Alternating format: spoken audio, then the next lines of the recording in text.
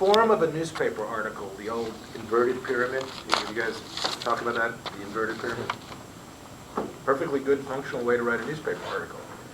It was entirely an invention of a previous revolution in media technology. Entirely. If you read newspapers before about 1890, there's no inverted pyramid, there's no lead, there's no more important, I mean, the stories are completely different.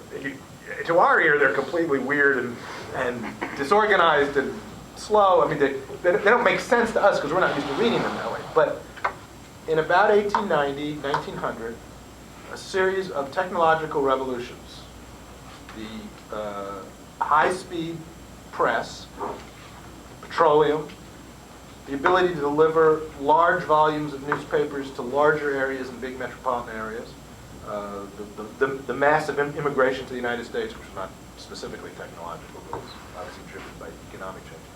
All of those things combined to create a different kind of newspaper in America, a mass distribution, low-cost newspaper designed for big audiences. And it created a lot of them, not just one. So these newspapers would be sitting side by side by side by side by side on the newsstand. Kind of like the way you bounce from website to website to website to website on the internet today. And what the editors of those newspapers invented was a way to grab your attention as you walked by those newsstands. And they called that invention the inverted pyramid.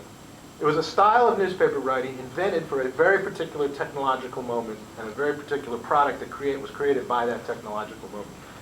So there's nothing magic about that form. It's a very useful form, and it's a very good discipline to learn how to express your key thought, and then your next thought, and your next thought. I'm not in any way diminishing it, but I'm just saying it's not a fundamental value of journalism. It's a technique that was created at a certain time for a certain need. And in fact, if you look at newspapers today, who are in a much less competitive situation, they have their other issues, but the competition on the newsstand between newspapers is much less than it was. They actually use the form less than they used to.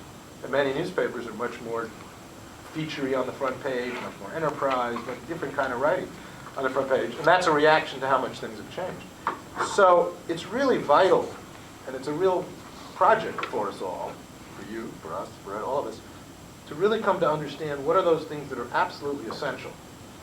Honesty, credibility, accuracy, sourcing of a proper source. Those things have got to be preserved because that's what journalism is. And without that, I think we've lost something important. And what are those things that we should keep or let go of, depending on whether they turn out to be useful in different forms of distribution, like inverted pyramids?